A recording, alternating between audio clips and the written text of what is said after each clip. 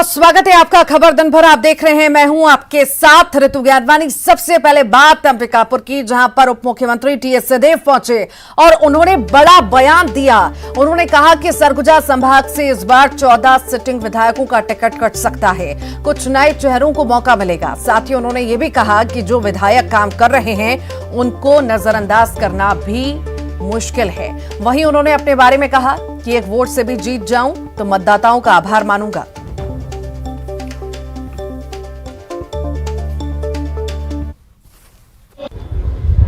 कुछ हो सकते हैं नए, कुछ नए चेहरे हो सकते हैं, कितने कहना मुश्किल है कि जो रहे उनने भी काम किया, उनको भी नज़रअंदाज करना बड़ा मुश्किल होगा। तो ये कठिन निर्णय होता है, कठिन निर्णय होता है। अब देखें, कुछ दिन है। मैं तो पहले चुनाव के बाद एक वोट से जीतने का टारगेट लेके चलता हूँ कि मेरे को मतदाता एक वोट से भी जिता दें तो मुझे संतोष है। पहले चुनाव में जरूर मैंने एक टारगेट रखा था कि 15 से 20 हज़ार से जीतना चाहिए। मैंने बुरा नहीं किसी का किया, ज़्यादा जाने कुछ हुआ हो मैं नहीं कह सकता, लेकिन पहल मेरी यही थी, काम करने की जो भी जिम्मेदारी मिली उसको निर्वहन करने की कोशिश किया, पार्टी में भी जनप्रतिनिधि के रूप। रायपुर से बड़ी खबर है। सिंहदेव के बयान पर धर्मलाल कौशिक ने तंज कसा है। बीजेपी नेता धर्मलाल कौशिक का बयान आया, कांग्रेस की स्थिति छत्तीसगढ़ में ठीक नहीं है। सिंहदेव एक वोट से भी जीतना चाहते हैं। कांग्रेस विधायकों का परफॉर्मेंस बेहद खराब है। कांग्रेस ने अपनी हार स्वीकार कर ली है, इसीलिए अब कांग्रेस नए चेहरे तलाश रही है। कांग्रेस की क्या स्थिति छत्तीसगढ़ में है, किसी से छुपा हुआ नहीं है। और यदि टीएस सिंहदेव जी इस बात को बोल रहे हैं तो निश्चित रूप से सत्य को वो स्वीकार करते हैं। और क्या स्थिति पूरे छत्तीसगढ़ में है ये भली भांति सब परिचित है, और इसलिए इस बातें शायद वो कही होंगे। जहाँ तक बाकी विधायकों की बात है, एक तरफ मुख्यमंत्री ये कहते हैं कि हमारे विधायकों का परफॉर्मेंस बहुत अच्छा है और हम इतने सीटें जीत रहे हैं। तो मैं तो मुख्यमंत्री को धन्यवाद दिया, बधाई भी दिया कि यदि आपके विधायकों का परफॉर्मेंस बहुत अच्छा है तो किसी के टिकट काटने की आवश्यकता नहीं है। तो वहीं उधर पूर्व बीजेपी प्रदेश अध्यक्ष विष्णुदेव साय ने नीलकंठ टेकाम के केशकाल से चुनाव लड़ने पर बड़ा बयान दिया। उन्होंने कहा कि नीलकंठ का अभी टिकट तय नहीं हुआ है, हमारे यहां केंद्रीय चुनाव समिति टिकट फाइनल करती है। तो वहीं एक दिन पहले पूर्व सीएम रमन सिंह ने कहा था कि नीलकंठ टेकाम केशकाल विधानसभा सीट से चुनाव लड़ेंगे। गौरतलब है कि पूर्व कलेक्टर नीलकंठ नेता ने नौकरी से इस्तीफा देकर बीजेपी ज्वाइन की थी, जिसके बाद उनके केशकाल से चुनाव लड़ने की अटकलें लगाई गई थी। वहीं विष्णुदेव साय ने कांग्रेस के 75 पार वाले दावे पर करारा प्रहार किया। उन्होंने कहा कि इस बार के विधानसभा चुनाव में कांग्रेस कहां फेंकी जाएगी उसे पता नहीं। साय ने इस बार बीजेपी की पूर्ण बहुमत की सरकार बनने का दावा भी किया है। वो तो एक निर्दलीय भी चुनाव लड़ता है तो उसको भी जीतने की उम्मीद रहती है, और ये तो कांग्रेस पार्टी तो कहाँ फेंकाएगी ना। आने दीजिए नवंबर में विधानसभा का चुनाव। आप लोग कितना टारगेट लेके चल रहे हैं, कितने सीटों पर टारगेट कर रहे हैं कि सरकार बन जाए? अब देखिए, स्पष्ट बहुमत हम लोग की रहेगी। हाँ, पूरी मेजॉरिटी के साथ सरकार बनाएंगे। अभी आप बिलासपुर और बेलतरा क्षेत्र में आए हैं जी, दोनों क्षेत्र में किस तरह का माहौल है और क्या किस आधार पर टिकट वितरित करेंगे दोनों क्षेत्र? देखिए, पूरे प्रदेश में भारतीय जनता पार्टी के पक्ष में अच्छा माहौल है। केंद्रीय चुनाव समिति अनाउंस करता है ना, कोई किसी एक व्यक्ति को ये सब नहीं है, ऐसा नहीं हुआ होगा। केंद्रीय चुनाव समिति ही अनाउंस करती है। लेकिन टेकाम जी केशकाल से चुनाव लड़ेंगे कह रहे हैं, उसके बाद विरोध भी शुरू हो गया केशकाल में। मैंने कहा ना कि ये सिस्टम हमारी पार्टी में नहीं है, केंद्रीय चुनाव समिति ही टिकट तय करती है। पूर्व गृह मंत्री भाजपा नेता राम सेवक का बड़ा बयान आया। उन्होंने कहा कि बीजेपी 2023 में सेमीफाइनल और 2024 में फाइनल की तैयारी में है। विधानसभा में जो बड़े नेता वंचित रह जाएंगे उन्हें लोकसभा चुनाव के समय मौका मिलेगा या नहीं, ये केंद्रीय नेतृत्व पर निर्भर करेगा। साथ ही उन्होंने आदिवासी मुख्यमंत्री के मुद्दे पर कहा कि बहुमत मिलने पर केंद्रीय नेतृत्व फैसला करेगा। घोषणा पत्र पर लोगों से राय मांगी जा रही है। जनता पार्टी दोनों की तैयारी में लगी है। 23 के सेमीफाइनल, उसमें फाइनल करेंगे जो नेता बच जाएंगे, जो बड़े नेता, उनको लोकसभा में उतारने की तैयारी होगी क्या? अब ये तो पार्टी तय करती है भाई, अब कौन उतारेगा क्या है, तो भारतीय जनता पार्टी कार्यकर्ताओं की पार्टी है। इसमें निश्चित है कि जो लोग यानी अच्छे लोग जो टिकट जहां वंचित हो जाएंगे, जहां पार्टी तय करेगी उसका फैसला केंद्रीय नेतृत्व करता है। देखिए अभी तो चुनाव घोषणा पत्र का लगातार हमारे संयोजक जी श्री विजय बघेल जी के नेतृत्व में पूरा प्रदेश दौरा हो रहा है और इस पर जैसा भी कार्यकर्ताओं के सुझाव आएंगे, सभी जिलों से जनता का सुझाव, कार्यकर्ता का सुझाव, आम जनता का उस पर सुझाव पेटी में मांगा गया है। उसमें जैसा सुझाव आएगा उसके आधार पर निर्णय होगा। देखिए भारतीय जनता पार्टी कार्यकर्ताओं की पार्टी लगातार क्रियाशील रहती है हमारे पार्टी के कार्यकर्ता, और निश्चित है बालदास जी जो आए हैं उनका स्वागत है और उनके प्रभाव का लाभ भारतीय जनता पार्टी को मिलेगा। जगदलपुर में बस्तर लोकसभा प्रभारी संतोष पांडे ने कोर कमेटी की बैठक ली। बैठक में बस्तर के सभी 12 विधानसभा के प्रत्याशियों के नाम पर मंथन किया। बैठक के बाद उन्होंने कहा कि इस बार बस्तर के कई सीट पर नए चेहरे देखने के लिए मिल सकते हैं। टिकट जिताऊ उम्मीदवार को दिए जाएंगे। उन्होंने सितंबर में होने वाली परिवर्तन यात्रा पर भी बात की। साथ ही बस्तर के सभी 12 सीटों पर बीजेपी की जीत का दावा किया। में निर्णय लेते हैं जब हमारे सभी वरिष्ठगण हाई कमांड जब बैठती है तो सब प्रकार की चिंता करते हुए, ये बस्तर में 12 सीट है तो 12 सीट की किस प्रकार से चिंता की जाए।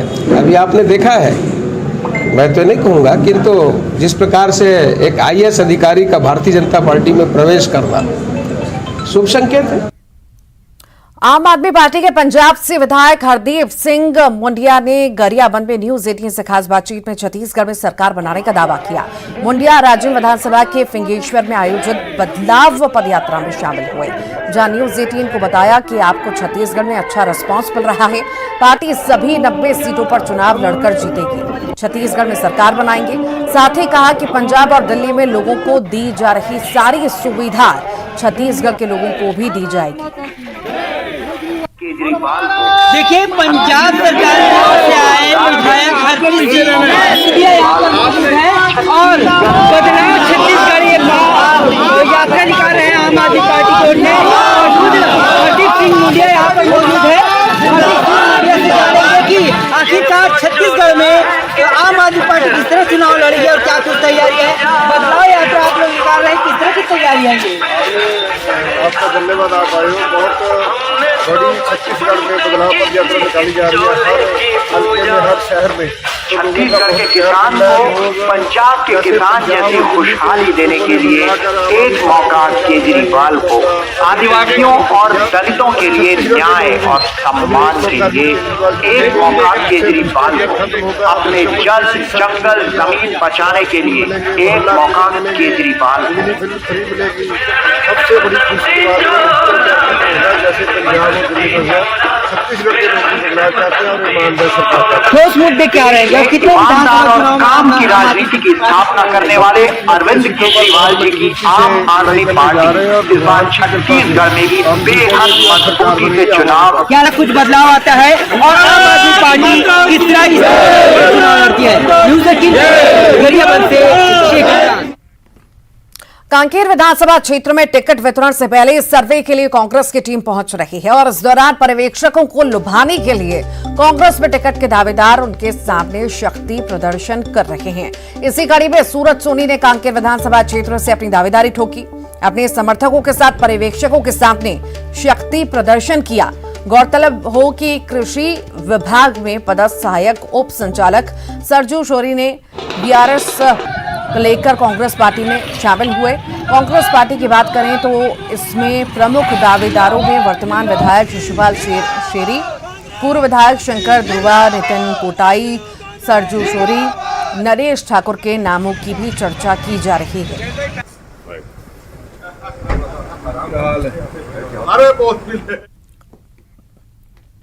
अंबिकापुर में उप मुख्यमंत्री TS सिंहदेव के कार्यक्रम में एक बड़ी लापरवाही देखने को मिली, जहां कार्यक्रम के दौरान आयोजनकर्ताओं ने वहां मौजूद लोगों को एक्सपायरी डेट की सॉफ्ट ड्रिंक सर्व कर दी, जिसको लेकर उप मुख्यमंत्री और स्वास्थ्य मंत्री ने कार्रवाई के संकेत दिए।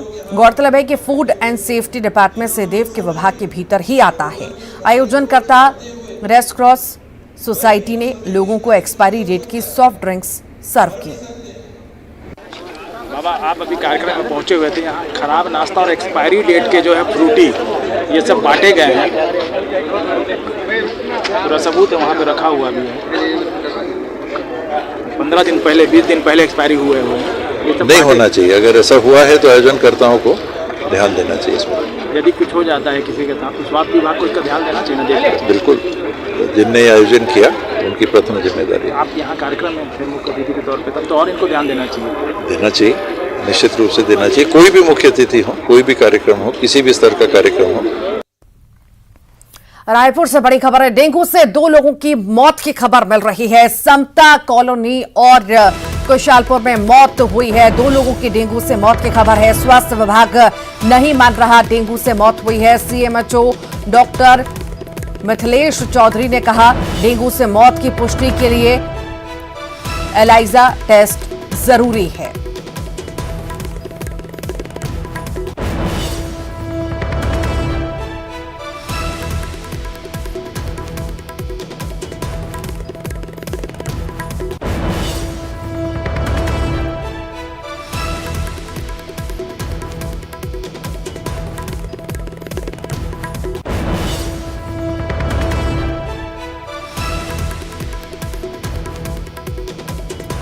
तो डेंगू से 2 मरीजों की मौत हुई है, पर डॉक्टर्स मानने को तैयार नहीं हैं और किसी जांच की बात भी उनके द्वारा की जा रही है। स्वास्थ्य विभाग डेंगू से मौत होने की बात नहीं स्वीकार रहा है। ये बड़ी खबर आपको बता रहे हैं। डेंगू से 2 लोगों की मौत की खबर है। डेंगू से मौत की पुष्टि के लिए एलाइजा टेस्ट जरूरी है, ऐसा स्वास्थ्य विभाग का कहना है।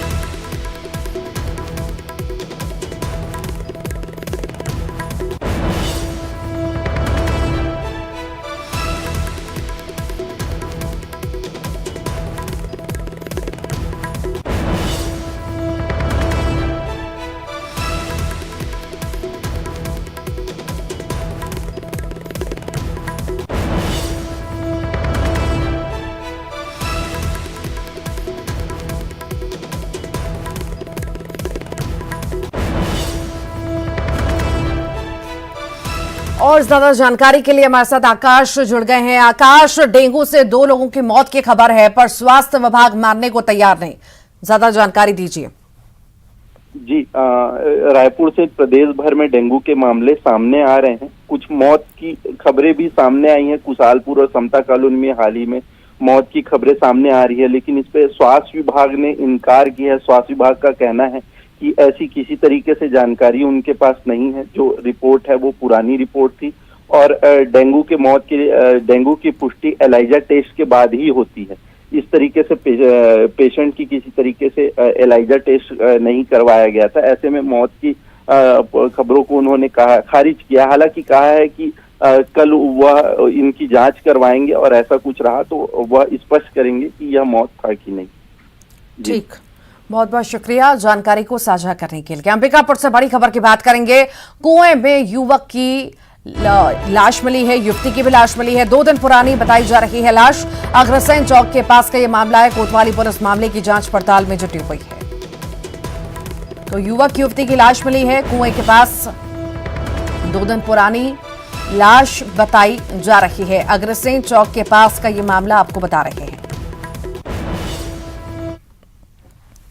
राजधानी रायपुर में अब कोई भी इलाका सुरक्षित नहीं बचा। अगर आप वीआईपी रोड की तरफ जाने के सोच रहे हैं तो जरा इस वीडियो को पहले देख लीजिए जो हम आपको दिखाने जा रहे हैं। वीआईपी रोड पर स्टंट्स खुलेआम करते देखे जा रहे हैं। वन वे रोड पर बाइकर्स स्टंट कर रहे हैं जो रोड से आने जाने वालों के लिए मुसीबत बन सकता है।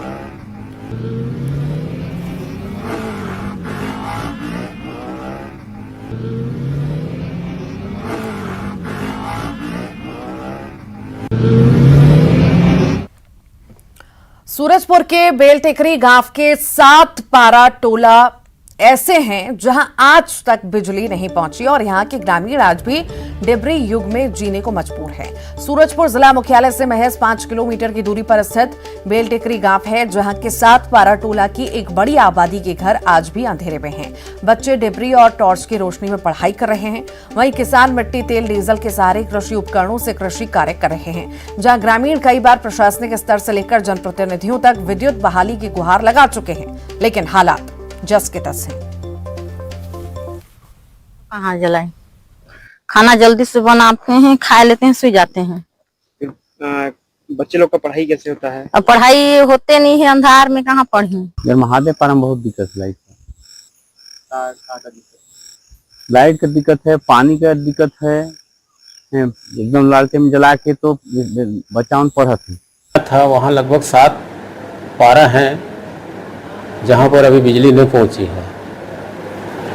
वहाँ के लिए हमने फाकलन मुख्यमंत्री मजरा टोला 051 एक स्कीम है, उसके तहत उसको वहाँ पर बिजली पहुँचाने के लिए फाकलन तैयार तो कर लिए हैं, पर वो अभी सैंक्शन नहीं हो पाया है। बलरामपुर की बात करेंगे, जहां हाथी दिन में भी उत्पात मचा रहे हैं। ग्राम पंचायत सिदमा और अखोरा खुर्द में एक हाथी बीच गांव में पहुंच गया और जमकर उत्पात मचाने लगा। गुस्सैल हाथी यहां कभी सड़क पर तो कभी खेत में घूमता नजर आया। हाथी ने यहां एक घर में भी घुसने का प्रयास किया। हाथी के मूवमेंट के बाद वन विभाग ने लोगों से हाथी से दूरी बनाने की अपील की है। वन मंडल से अपना बलरामपुर वन मंडल में सुबह जो है प्रवेश किया, सिदमा होते हुए जो है अखोरा ग्राम में जो है, तो वहाँ सभी ग्रामीणों को संदेश दिया गया कि अपने खेती बाड़ी में अभी जो है ना जाएं, जो है धान लगाने के समय चल रहा है, तो उनको विशेष हिदायत दिया गया कि घर से बाहर निकलते हैं तो सतर्कता बरतते हुए जाएंगे जो है, और धीरे से उनको जो है हाथी को स्वच्छता विचरण के लिए अपना जो है अखोरा जंगल में अभी वो भ्रमण कर रहा है। कोरबा में एससीसीएल खदान से जनता त्रस्त है। खदान के भीतर कोयला उत्पादन के लिए होने वाली ब्लास्टिंग से प्रभावित क्षेत्र में रहने वाले लोगों के लिए घर जो है क्षतिग्रस्त हो रहे हैं। ऐसा ही कुछ कुसमुंडा खदान से प्रभावित ग्राम रजदी में देखने को मिला, जहां महिपाल सिंह का घर ब्लास्टिंग के कारण बुरी तरह से प्रभावित हुआ। इस घटना से महिपाल सिंह को लाखों का नुकसान भी उठाना पड़ा है।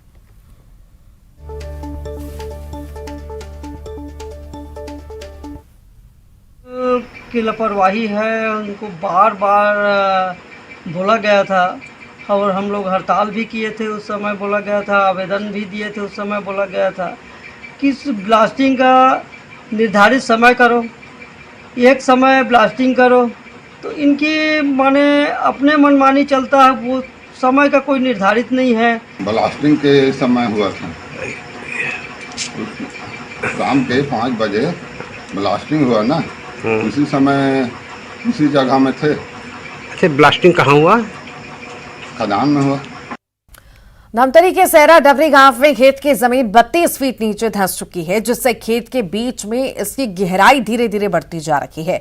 इस रहस्यमयी गड्ढे में आसपास का खेतों का सारा पानी समाता जा रहा है। ऐसे में धान की खड़ी फसल भी खराब हो रही है। अचानक जमीन के धंसने से इलाके के लोग परेशान हैं। इसकी जानकारी खेत मालिक ने प्रशासन को दी। सूचना मिलने पर प्रशासन की टीम मौके पर पहुंची, लेकिन घटना पर जिला प्रशासन के किसी विभाग ने संज्ञान नहीं लिया।